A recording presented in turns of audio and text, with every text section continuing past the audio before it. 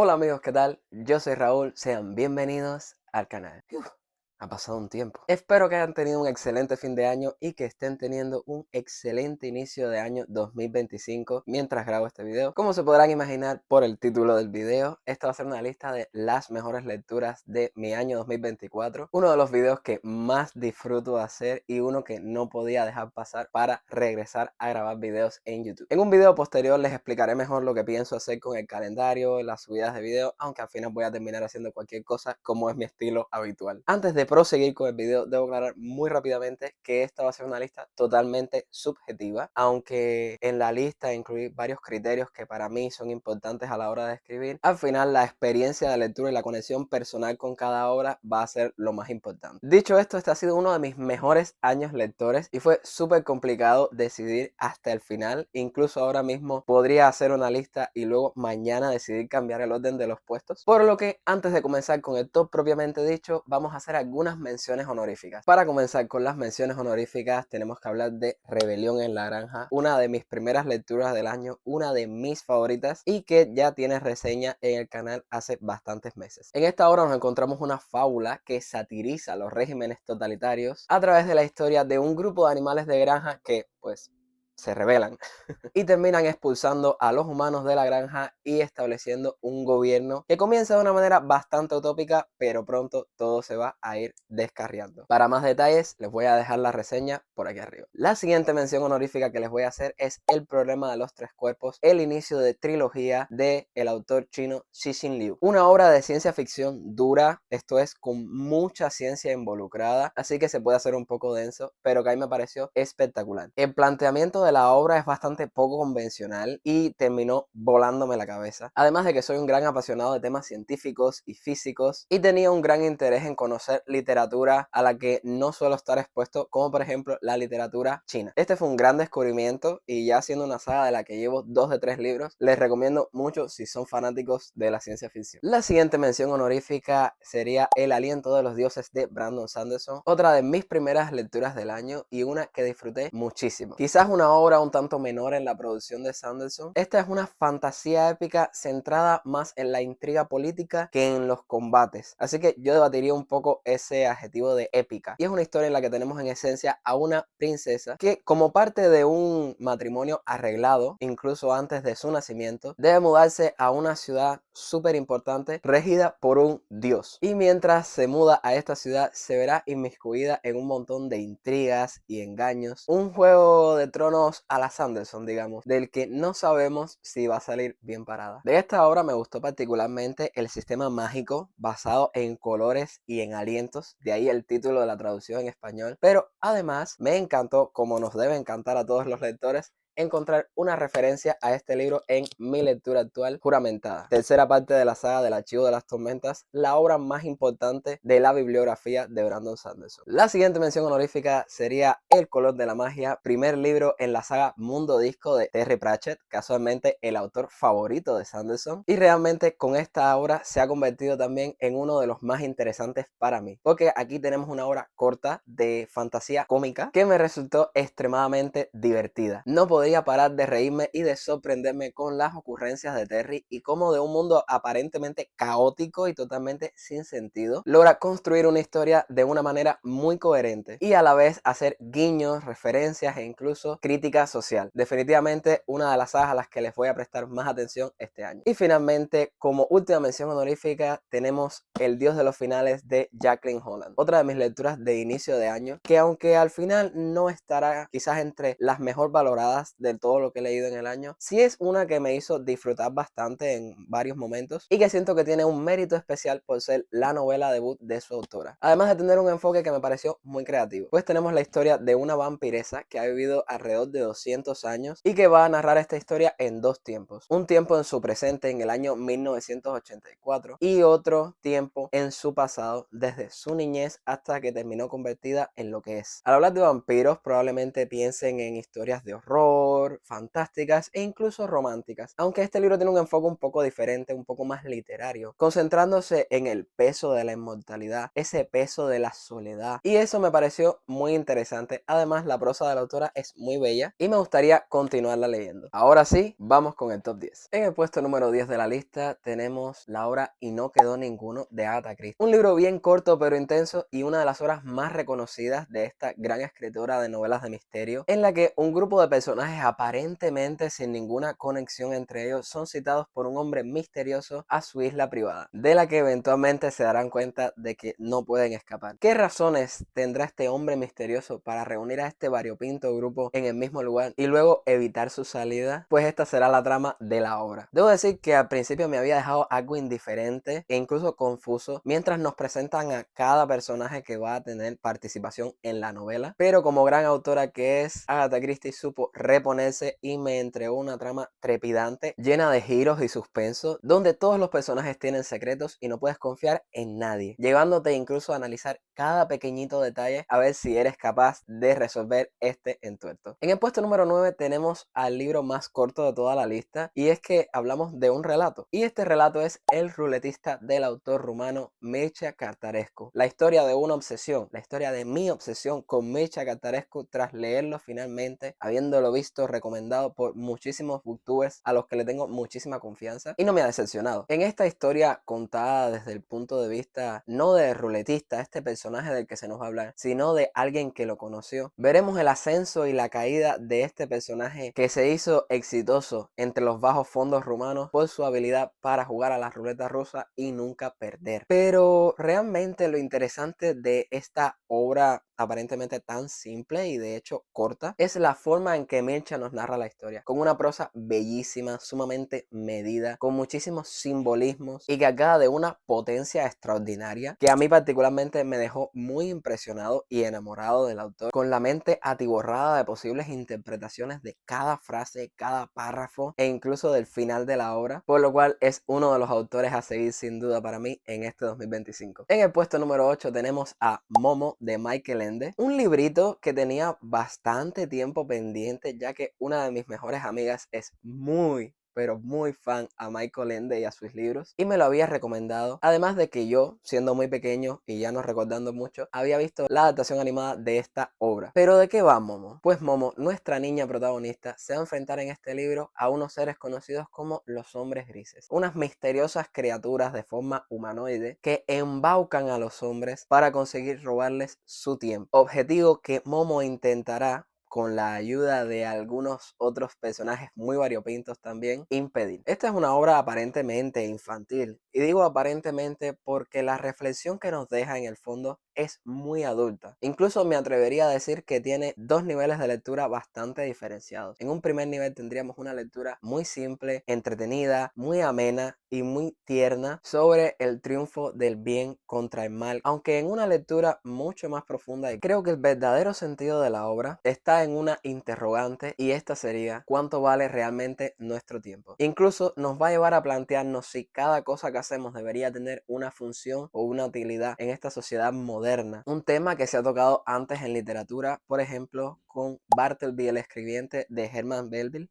autor muy famoso por su obra maestra Moby Dick, en el que también se nos tocaba ese tema del utilitarismo hace ya prácticamente 200 años. Por lo cual parece que en ese sentido quizás no hemos avanzado tanto. Y como les decía, todo este tipo de cuestiones se van a analizar y se van a reflexionar durante el viaje de la pequeña Momo, con el que prácticamente todos podremos sentirnos identificados y nos moverá a hacer ese autoanálisis y reflexionar. En el puesto número 7 de la lista tenemos a La ladrona de libros, otro libro más protagonizado por una niña pequeña, y es que en este caso tenemos a Liesel, una niña que pasa su infancia en la Alemania de la Segunda Guerra Mundial, lo cual nos ofrecerá una perspectiva muy diferente de lo que ha sido este conflicto desde la perspectiva de los propios alemanes y qué tan de acuerdo estaban algunos de ellos con todo lo que iba sucediendo en el país. Además, la obra tiene una particularidad muy interesante, y es que se encuentra narrada en segunda persona por la mismísima muerte, es decir, la muerte se dirige constantemente a nosotros mientras nos narra las vicisitudes, que son muchas, de la pobre Liesel y también sus momentos más felices. Con esta obra yo no tenía muchísimas expectativas. La seleccionaron para lectura conjunta en un club de lectura al que pertenecía y le di la oportunidad casi con desgano, creyendo honestamente que no me iba a gustar para nada, que era otro bestseller sensiblero y que no me iba a interesar, y qué equivocado estaba. Es cierto que al inicio la obra tampoco me sorprendió especialmente, más allá de esta elección de narrador tan curiosa, pero a medida que avanzaba la obra me fui implicando cada vez más con la historia y sobre todo con sus personajes, a tal punto que el final de la historia me dejó bastante tocado y me atrevería a decir que es uno de los libros que más me ha marcado emocionalmente de todo lo que llevo leído este año. En el puesto número 6 de esta lista tenemos una de las obras magnas del gran autor ruso Lev Tolstoy, y me refiero a Guerra y Paz. Probablemente el puesto más discutible de esta lista, pues a nivel de calidad literaria, de inclusión de diversos temas, de creación de personajes incluso, esta probablemente sea la mejor obra que he leído no solo este año, sino en mi vida lectora hasta el momento, pero está tan abajo relativamente en esta lista, siendo una de mis mejores lecturas porque la experiencia de lectura fue bastante precaria. Esta obra fue mi primer acercamiento a la literatura de Tolstoy y a la literatura rusa en general, lo cual quizás no es una buena puerta de entrada, siendo un tocho de alrededor de 1500 páginas que nos narra el devenir de diversos personajes durante la época de las guerras napoleónicas y el conflicto que tenían los franceses y los rusos a inicios del siglo XIX. Aunque la obra creo es de fácil lectura y va intercalando constantemente lo que sucede en las ciudades, en los bailes, la parte más aristocrática de lo que sucedía en esa época, también tenemos muchas partes dedicadas a la guerra, a los conflictos militares, y digamos que es una parte más enfocada en la historia. Yo, ignorante de todo esto, me acerqué a la obra de manera bastante superficial, comenzando con algunos capítulos sueltos y no prestándole demasiada atención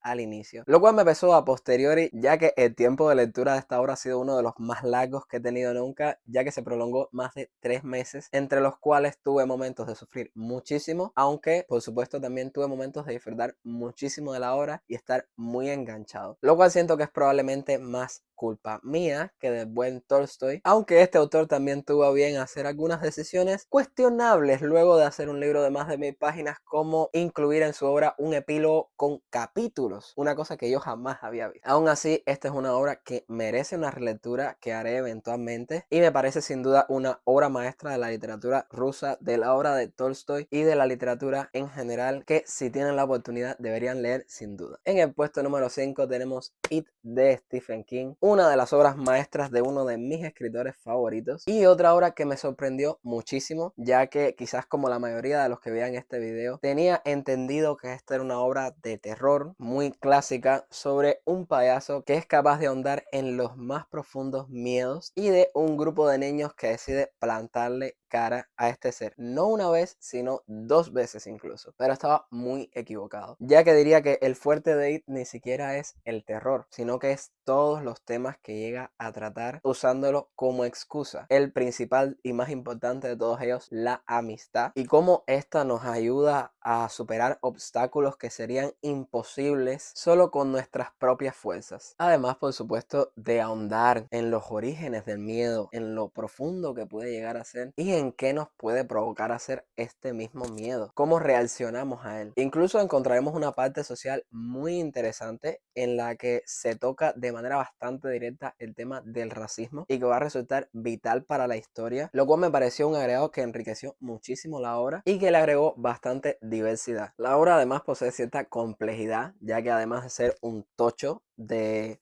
más de 1000 páginas, si no recuerdo mal, más de 1100 páginas incluso, también nos cuenta una historia en 2 tiempos, una parte de esta comenzando en el año 1957 y otro tiempo ubicado en el año 1985. Me encantaría poner esta obra un poco más arriba, pero desgraciadamente, a pesar de lo mucho que me gustó, tiene ciertos aspectos negativos que le bajaron varios puestos, entre ellos la falta de depuración que tiene la obra, la repetición de conceptos, frases y hay descripciones que se hacen repetitivas o directamente innecesarias. Y sobre todo, y esto es un problema constante en varias obras de Stephen King, el final me dejó muy, pero muy frío. Me esperaba otra cosa distinta que superara a las adaptaciones cinematográficas muy famosas, pero me atrevería a decir que incluso estas superan al final original del libro. Sin embargo, la profundidad de los temas que trata, la forma en que está escrito, el desarrollo de personajes y el resto de aspectos de la obra creo que son suficientes para considerar esta una obra maestra del terror, uno de los mejores libros del catálogo tan amplio que tiene Stephen King y sin duda una recomendación para todos los fanáticos de este autor. En el puesto número 4 tenemos una novela preciosa, tan cargada de respeto, de humanidad, de reconocimiento, que no puedo menos que alabarla. Los ojos de Scout, nuestra niña protagonista, una vez más en este top, son el lente perfecto a través del cual podemos ver con esta inocencia tan característica de la niñez, cuánta maldad somos capaces de albergar en nuestros corazones las personas y cuánto bien y cómo estos pueden oponerse de manera casi inversamente proporcional. En Matar a un ruiseñor se nos va a narrar la historia del juicio que se le hace a una persona negra en el Estados Unidos sureño de la primera mitad del siglo XX, pero no desde la perspectiva de Atticus, quien terminaría siendo su abogado, ni siquiera desde la perspectiva del acusado, sino desde la perspectiva de la hija de Atticus, Scout. Además de lo dicho anteriormente, vamos a conocer también la infancia de Scout, su relación con su hermano, su padre y una asistenta negra que es prácticamente parte de la familia y que adopta un rol maternal con estos dos pequeños hermanos. A lo largo de la novela vamos a ver cómo nuestro protagonista va creciendo y va poco a poco viendo lo sucio y rastrero del racismo y cómo el hecho de tener una persona negra conviviendo con ellos y posteriormente defender a otra persona negra de una acusación totalmente injusta e infundada va a repercutir no solo en su padre, sino en toda su familia y en la forma en que son percibidas por su comunidad. Una comunidad sureña que funcionaba prácticamente como una pequeña familia donde todos se conocen y que por momentos les va a dar la espalda de manera muy inesperada, confrontando a la pequeña Scout con este mundo tan cruel e intolerante. A mí esta obra me pareció una maravilla de principio a fin, tanto a nivel de prosa, a nivel de personajes. La trama es a la vez interesante y muy profunda y tiene un mensaje que me parece especialmente positivo desde su publicación hace ya más de 60 años, causando un revuelo increíble, siendo considerada actualmente como una de las novelas norteamericanas más importantes y más clásicas, una obra que sin duda todos deberían probar a leerse alguna vez. Ya llegamos al top 3 final, los 3 libros que más disfruté leer en este 2024 y debo decir que 3 con los que me siento particularmente cercano, ya sea por temática o por identificación personal, así que soy poco objetivo con estas elecciones. Pero bueno, sin enredarme más, en el puesto número 3 tenemos El Bosque Oscuro, la secuela de El Problema de los Tres Cuerpos, que mencioné de manera honorífica al inicio. Pero es que gustándome mucho la primera parte, la segunda parte me parece una genialidad absoluta y una de las mejores obras de ciencia ficción que yo haya leído en general. Estoy siendo bastante vago con la trama general de esta novela, pero es una obra que siento que se disfruta muchísimo más si entramos sabiendo lo menos posible. Solo les diré que esta secuela continúa la trama de la novela anterior con un elenco protagonista prácticamente nuevo y esto me pareció muy curioso ya que Cixin Liu no está tan arraigado como podrían estar muchos otros autores a sus personajes, sino que esta trilogía se enfoca mucho más en la trama general y en los conceptos y reflexiones que trabaja, lo cual podría ser un punto importante para lectores que estén muy enfocados en el desarrollo de personajes. Dicho esto, El Bosque Oscuro me pareció una obra maravillosa que me sorprendió muchísimo y que me presentó un concepto súper desolador que da título a la obra. No lo googleen, que los conozco, porque se van a spoilear toda la obra y va a perder muchísimo el sentido. Como dije antes, Cixin Liu no tiene miedo de hacer lo más inesperado y constantemente nos va dejando pequeñas pistas que sin embargo nos van a descolocar aún más todavía y nos van a hacer prácticamente imposible adivinar el devenir de la historia. Esta es una obra que podría estar incluso más arriba y por mera cuestión de gusto personal está en este tercer puesto, pero considero que es una de las obras más impresionantes que me he leído en mi vida. En el puesto número 2, y no se podía saber, está Palabras Radiantes, la segunda novela del Archivo de las Tormentas y novela previa de juramentada mi lectura actual. Repite esta saga en los primeros puestos, luego de un segundo puesto también en mis mejores lecturas de 2023, con la primera novela del ciclo El Camino de los Reyes. Pero es que en Palabras Radiantes Sanderson llevó todo mucho más allá, volviendo al mismo elenco de personajes, pero profundizando muchísimo más, tanto en su historia como en su psicología, e incluso se profundiza muchísimo más en los conflictos que envuelven al mundo de Rorschach. En esta obra, a pesar de su extensión, se mezclan, creo yo, de manera acertada la presencia de capítulos cortos y un ritmo ciertamente variable, quizás un poco más lento al inicio, pero que va aumentando progresivamente hacia el final de la obra. Y como es usual con Sanderson, los giros finales de la historia son espectaculares y dejan al lector totalmente en vilo y con ganas de más. No es de extrañar que esta, si no me equivoco, sea la obra mejor valorada de Sanderson en Goodreads. Incluso creo que es una de las obras mejor valoradas de toda la plataforma, porque me parece una genialidad de la fantasía. Y a falta de terminar la tercera obra y de leer las otras dos obras que componen el ciclo del Archivo de las Tormentas, esta se mantiene como mi favorita absoluta y probablemente mi libro favorito de Sanderson hasta el momento. Ahora sí, finalmente ha llegado el momento de revelar mi mejor lectura del año. A diferencia del año pasado, en este caso no vamos a tener otra obra de bueno de Sanderson, sino que vamos a tener una obra clásica, una obra que me impresionó muchísimo, que me marcó personalmente y con la que tengo muchísima relación personal, y no es otra que 1984, la obra magna y más importante de George Orwell, también autor de Rebelión en la Granja.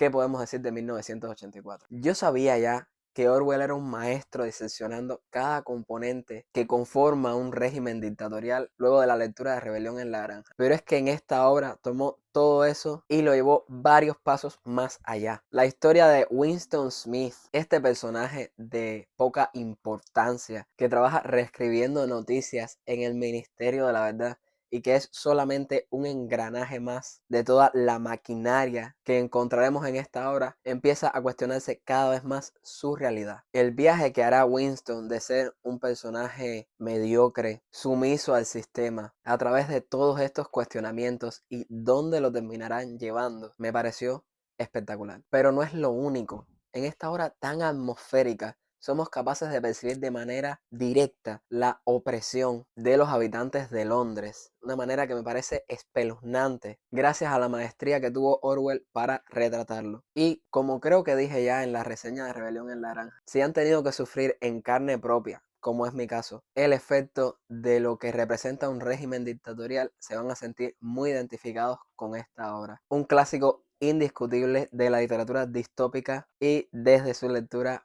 una de mis obras favoritas de la vida y un clásico que nadie debería dejar de leer. Bueno, y esto ha sido todo por el video de hoy. Me ha quedado un video extremadamente largo que espero que aún así puedan disfrutar. Nuevamente me gustaría felicitarlos por el año nuevo y desearles que se cumplan todos sus propósitos. Antes de despedirme, me gustaría comentarles que el próximo video del canal será mi reto lector para este 2025, donde les voy a mostrar obras que quiero leer sí o sí este año, y haremos balance del reto lector del año pasado, que no terminó tan bien como me hubiera gustado. Ahora sí, sin más que decir, nos vemos en el próximo video, como siempre, aquí, desenredando la trama.